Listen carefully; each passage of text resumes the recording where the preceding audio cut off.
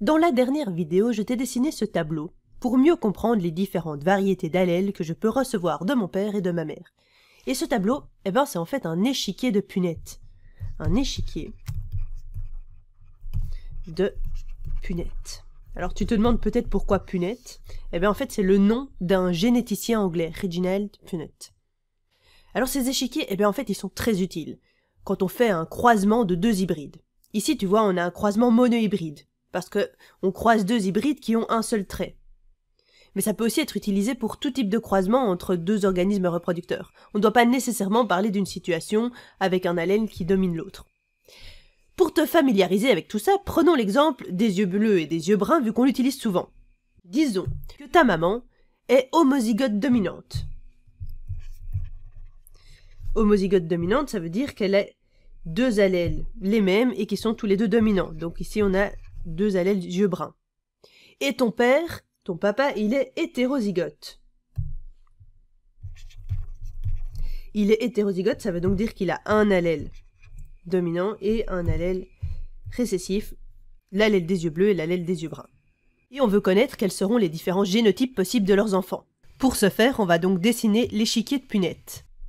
Au-dessus, je vais écrire les gènes que ta maman va donner. Donc on a soit un allèle brun, soit encore un allèle brun. Donc ta maman, elle va d'office te donner un allèle grand B pour des yeux bruns présents du coup sur un des deux chromosomes homologues, car on a un allèle similaire sur les deux chromosomes. Donc par exemple, si là, je te dessine les chromosomes homologues de ta maman sur lesquels se trouvent les gènes de la couleur des yeux, on va trouver là et là des allèles pour les yeux bruns. Ton père, par contre, il pourrait t'avoir donné soit un allèle des yeux bruns, soit un allèle des yeux bleus, puisque son génotype c'est grand B petit b. On peut donc maintenant noter que on peut avoir soit grand B, soit grand B, ici grand B petit b, et ici, de nouveau, grand B, petit b. Et là, on va se demander quelle est la probabilité d'avoir un enfant avec des yeux bleus. Donc si avoir des yeux bleus est récessif. Pour rappel, maintenant je parle de phénotype. Ceci, c'est le phénotype.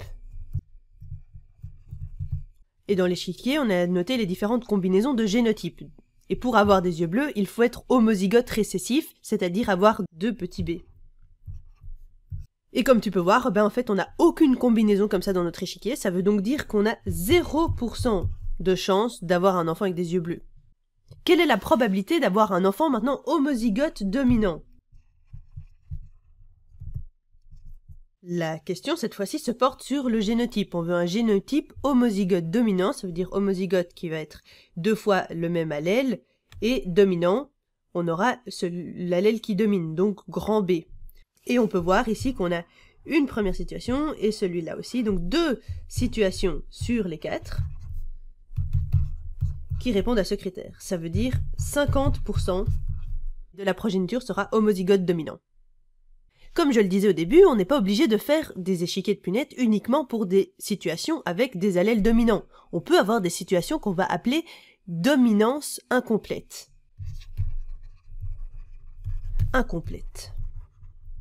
Disons qu'on a deux traits qui vont déterminer la couleur d'une fleur. On peut avoir soit une fleur rouge, soit une fleur blanche.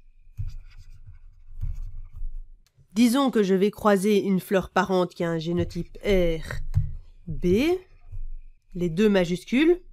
Pour les fleurs, on peut parfois avoir la partie femelle et la partie mâle sur la même plante. Donc disons que je ne dois pas préciser dans cet exemple.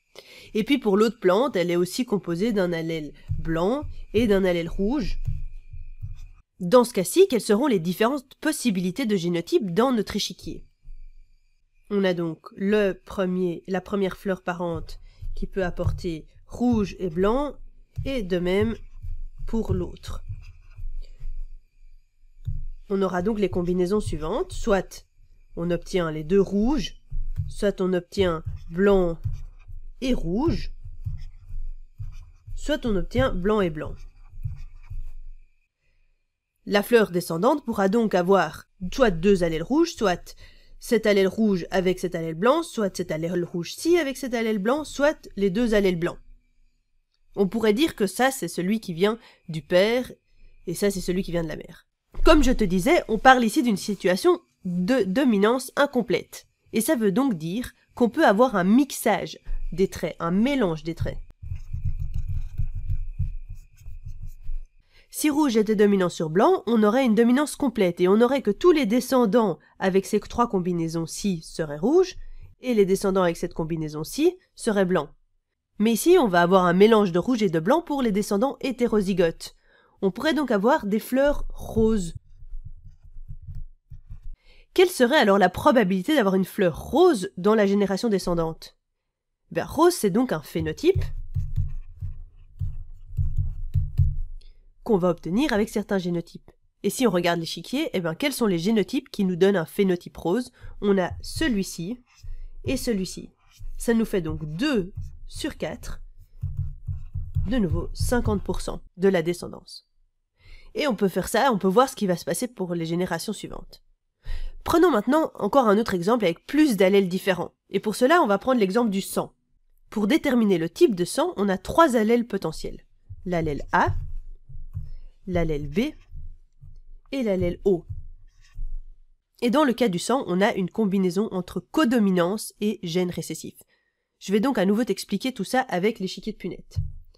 Disons cette fois qu'on a un parent AB, maman, elle est AB. Ça veut donc dire que sur un de ces chromosomes homologues, elle a A et sur l'autre, elle a B. Et dans ce cas, le génotype est donc aussi le phénotype. On parle de sang AB. Ils sont codominants, ça veut donc dire que les deux allèles vont s'exprimer sans nécessairement se mélanger. C'est le type de sang AB. L'autre parent, on va dire qu'il est de type A. Papa, il est de type A, donc son phénotype, c'est A. Mais son génotype, on va dire que c'est une combinaison de l'allèle A et de l'allèle O. Et comme le A est dominant sur O, bah c'est le A qui s'exprime. Le O est donc récessif, le A et le B sont codominants. Si on a un de ces deux-là avec O, c'est celui qui est dominant qui va s'exprimer. Mais si on a les deux dominants ensemble, eh bien on a le type AB. Voyons maintenant les génotypes que les enfants d'un tel couple pourront avoir. Donc si on réécrit, on a O ici, A ici, A ici, et B là. Ça c'est maman, ça c'est papa. On peut donc obtenir AA, on peut obtenir AB, on peut obtenir AO, et on peut obtenir BO. Ici on obtient un type A, ici on obtient un type AB, ici on obtient un type A, et ici on obtient un type B. Quelle est la probabilité d'avoir un type A? Probabilité d'obtenir A. Donc A, de nouveau, on parle d'un phénotype. Où est-ce qu'on a un phénotype A? Ici on obtient un phénotype A, et ici on obtient aussi un phénotype A. Donc on a de nouveau 2 cas sur 4. Ça veut dire 50% de la progéniture aura un type A. Quelle est maintenant la probabilité d'avoir un type O? Eh bien ici, on n'a aucune case qui nous donnerait un phénotype O. Il faudrait que par exemple ici on ait un O, alors on pourrait obtenir ici un OO, et alors on aurait au moins une case. Pour obtenir un type O, on a besoin que les deux parents aient au moins un O dans leur génotype. Voilà un peu des exemples de l'utilité d'un échiquier de Punnett. Mais alors, ça peut aussi être utile pour des situations avec plus de traits. Reprenons l'exemple des yeux. On avait donc petit b pour les yeux bleus, grand B pour les yeux bruns, qui est dominant. Et maintenant, on va aussi s'intéresser à la taille des dents, et on va avoir petit t qui est pour les petites dents, et grand T, qui est pour les grandes dents, et qui est dominant. Alors si je suis hétérozygote pour les yeux bleus, mon génotype sera B, grand B plutôt, petit b. Si je suis homozygote dominant pour les dents, eh bien mon génotype sera alors grand T, grand T. Mon phénotype final ici, dans ce cas-ci, c'est donc yeux bruns, aux grandes dents. Alors si on suppose que ces gènes qui codent la couleur des yeux et la taille des dents se trouvent sur des chromosomes différents, on va alors parler d'assortiment indépendant. les assortiments indépendants. Pour que tu comprennes bien, je vais te dessiner tout ça. Ici, on a donc une paire de chromosomes homologues et une deuxième paire de chromosomes homologues. Si les gènes de la couleur des yeux se trouvent ici, on aura donc pour d'un côté un bleu et d'un côté un brun. Et ici, on a les gènes de la taille des dents, qui se trouvent sur une autre paire de chromosomes homologues. Les deux chromosomes homologues, souviens-toi, ils vont coder les mêmes gènes. On peut avoir différentes versions de ces gènes, donc différents allèles, comme on a ici, mais ils vont déterminer les mêmes propriétés. Et si les gènes de la taille des dents se trouvent ici, alors ils vont s'assortir de façon indépendante. Pourquoi? Ben, ça veut dire que lorsque, avec la méiose, on produit des gamètes, eh bien la progéniture, elle peut avoir, par exemple, une copie de ce chromosome-ci et une copie de celui-là. Ou bien, il pourrait avoir une copie de ce chromosome-ci et une copie de celui-là. Et alors, il obtiendrait une autre version, une autre combinaison des allèles. Donc, comme ils sont sur différents chromosomes, il n'y a pas de lien entre le fait de recevoir tel allèle pour les yeux et le fait de recevoir tel allèle pour les dents. Que se passe-t-il, par contre, s'ils sont sur le même chromosome? Prenons par exemple la couleur des cheveux. Et disons que les gènes qui codent la couleur des cheveux se trouvent aussi sur le chromosome 1. Par exemple, ils se trouvent ici. Et que donc ici, on a l'allèle des cheveux blonds. Par exemple. Et bien du coup, ils vont toujours être hérités ensemble. On dit que ce sont des traits liés. Alors je parlerai des traits liés dans d'autres vidéos. Ici, on va supposer qu'on a des traits indépendants, qu'on est donc dans ce cas des assortiments indépendants. On va croiser deux hybrides et on va appeler ça un croisement dihybride. Disons que les deux parents sont hybrides, ce qui veut donc dire qu'ils ont tous les deux un allèle dominant brun pour les yeux et un allèle récessif bleu. Et tous les deux ont aussi un allèle dominant pour la taille des dents et un allèle récessif pour la taille des dents. Ça, c'est donc le génotype des deux parents. Ils sont tous les deux dihybrides. J'aurais pu prendre un autre exemple, et combiner un parent homozygote pour un gène et hétérozygote pour l'autre, etc. Mais j'ai choisi ce croisement des deux individus dits hybrides. Quelles sont, dans ce cas-ci, toutes les combinaisons possibles? La maman, elle va pouvoir donner des gamètes avec ces allèles-ci.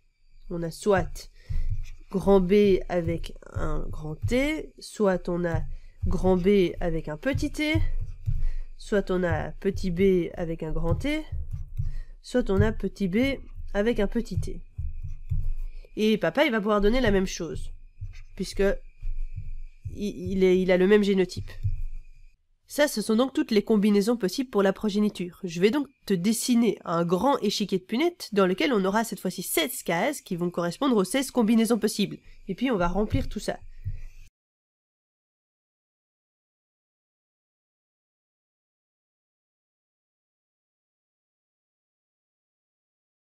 On peut maintenant parler des différents phénotypes qui vont être exprimés avec toutes ces combinaisons.